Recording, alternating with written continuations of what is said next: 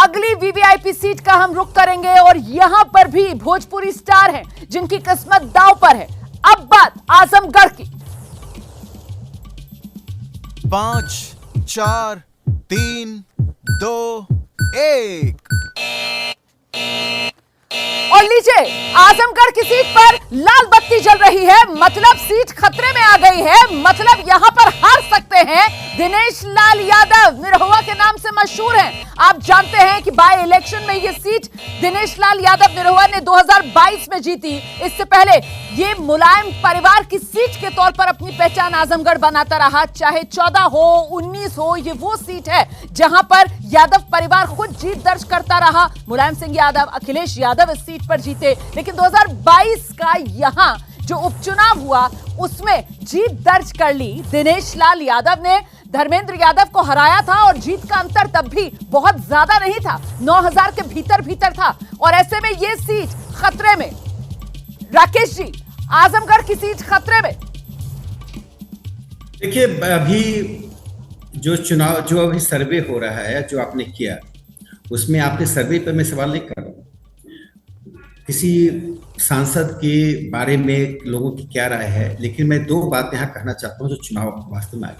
जब प्रधानमंत्री नरेंद्र मोदी जी चुनाव के लिए उतरेंगे और जब देश की पूरी परिस्थितियों का जायजा लेकर देश को एक अपना हिसाब किताब देंगे 9 साल का, 10 साल का, तब हमें लगता है परिस्थितियां बदलेंगी। जो अभी थोड़ी कमी किसी सीट पर आ रही है, वे प्रधानमंत्री ये मोदी मैजिक ही 2024 पे काम कर रहे हैं।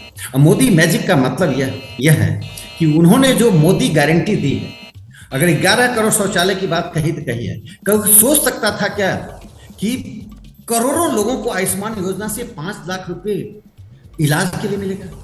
कोई सोच सकता था क्या पूरी दुनिया के इतिहास में कह रहा हूं, द्वितीय विश्व युद्ध से लेकर आज तक सभी देशों को, अफ्रीका के देश से लेकर यूरोप के देशों तक, जहां 81 करोड़ 35 लाख लोगों को 2 जून तक लगातार राशन मिले।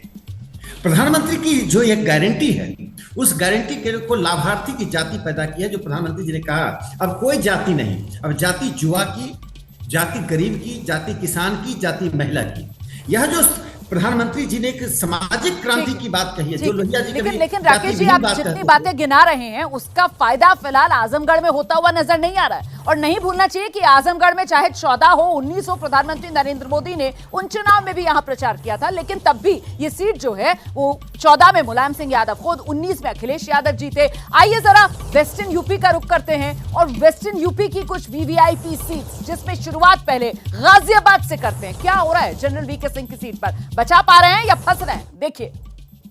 5, 4, 3, 2, 1।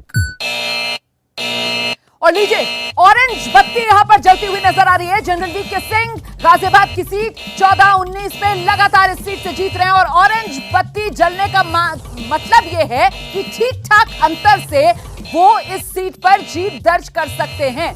गाजियाबाद के बाद बात करते हैं एनसीआर में ही आने वाले उत्तर प्रदेश के एक और शहर नोएडा की। नोएडा लोकसभा सीट पर महेश शर्मा की साख दांव पर लगी हुई है, गौतम बुद्ध नगर। और वहां क्या रह सकता है मामला, ये समझिए। 5, 4, 3, 2, 1। महेश शर्मा बड़े अंतर से आगे। गौतम बुद्ध नगर में महेश शर्मा के लिए कोई चुनौती नहीं। गौतम बुद्ध नगर में महेश शर्मा जो लगातार 14-19 में जीत दर्ज करते रहे, 24 में भी कमोबेश उनके लिए रास्ता बिल्कुल